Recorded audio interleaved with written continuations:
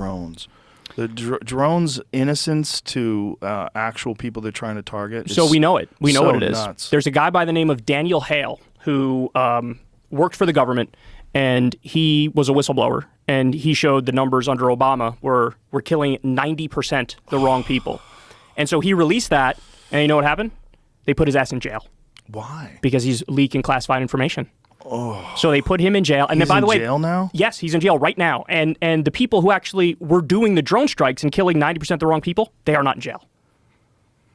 I know, that's a rough one. Pardon Daniel Hale, commute Daniel Hale sent. It's like, get him out of there. He's right up there with Julian Assange, Edward Snowden, like all these names that a lot of people know where it's like, hey, they're kind of getting a raw deal here. This guy, Daniel Hale, is right up there. Do you think that with all the information that's available now and these narratives that do get discussed, like what you're saying, what we're talking about, what you talk about on your show, that more people are informed of that now, so it makes it more difficult for them to do that, and ultimately that stuff will diminish over time?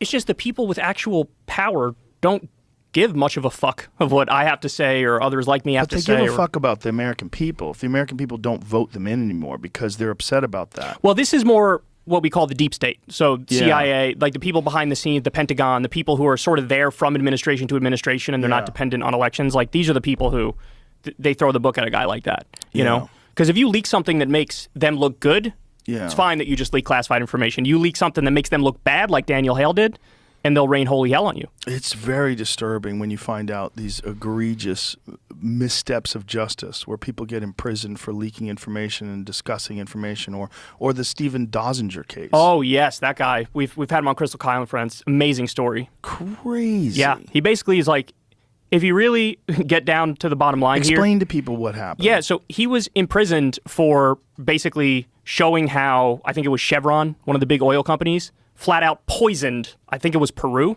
You might want to fact check me on that. I'm not sure it was Peru, but it was one South American country. They basically poisoned the water supply there. They were doing all these terrible practices, polluting everything. And he stood up against them in court and won.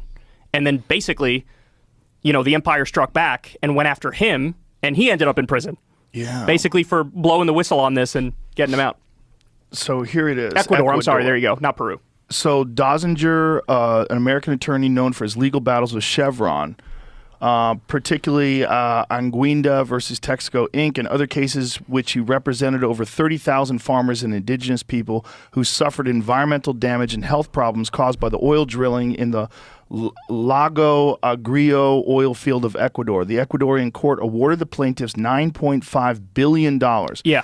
$11.5 billion in 2021 in damages, which led Chevron to withdraw its assets from Ecuador and launch legal action against Dosinger in the U.S. In 2011, Chevron filed, so this has been going on for 12 fucking years, filed a RICO anti-corruption suit against Dosinger, which is wild, in New York City. The case was heard by U.S. District Judge Louis A. Kaplan, who determined that the ruling of the Ecuadorian court could not be enforced in the U.S. because it was procured by fraud, bribery, and racketeering activities. Now, that's all bullshit, just so everybody knows. There was no fraud, no bribery, no racketeering. What happened was the people who were corrupt went after him and said he was corrupt. Yeah. And the judge was corrupt who put him behind bars, and he just recently got out. Yeah. But this guy went through fucking hell because he exposed that Chevron was flat out poisoning people.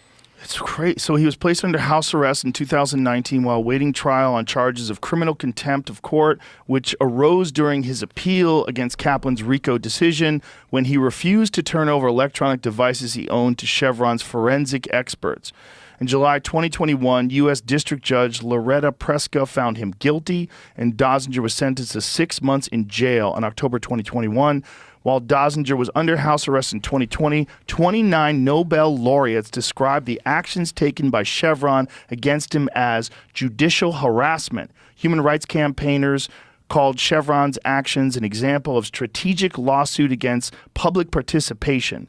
SLAP lawsuit. In April 2021, 6 members of Congressional Progressive Caucus demanded that the Department of Justice review Dosinger's case. In September 2021, the United Nations High Commissioner of Human Rights stated that the pretrial detention imposed on Dosinger was illegal and called for his release. Having spent 45 days in prison and a combined total of 993 days under house arrest, Dosinger was released on April 25th, 2022. So let me me also add, so yes, he spent 993 days under house arrest. Now, the actual laws they're accusing him of breaking, it would have been like a max, I'm going to butcher this, but it was like a month or something. So they kept him under house arrest for 993 days. Then he actually went to jail. But even if he had gotten a max sentence, if he had the trial right away, it would have been like a month or something like that. And more importantly, what that does is it scares the fuck out of anybody that's thinking about doing something like that in the future.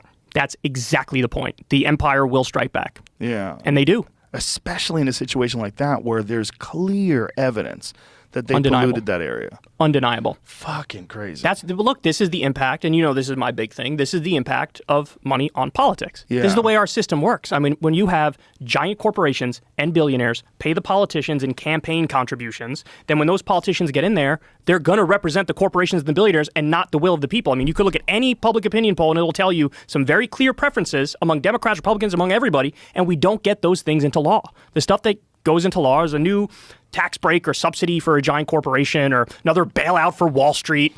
Like, that's the stuff that's prioritized because that's what who these people are getting paid by. Like Nancy Pelosi, for example, she has like an 18% approval rating. She was a leader of the Democrats for so long, all because she raised the most money. She has the most connections with the corporations and the billionaires, and so that's why she's at the top of the party. It's not because she actually has people who like her and support her. Yeah, it's spooky.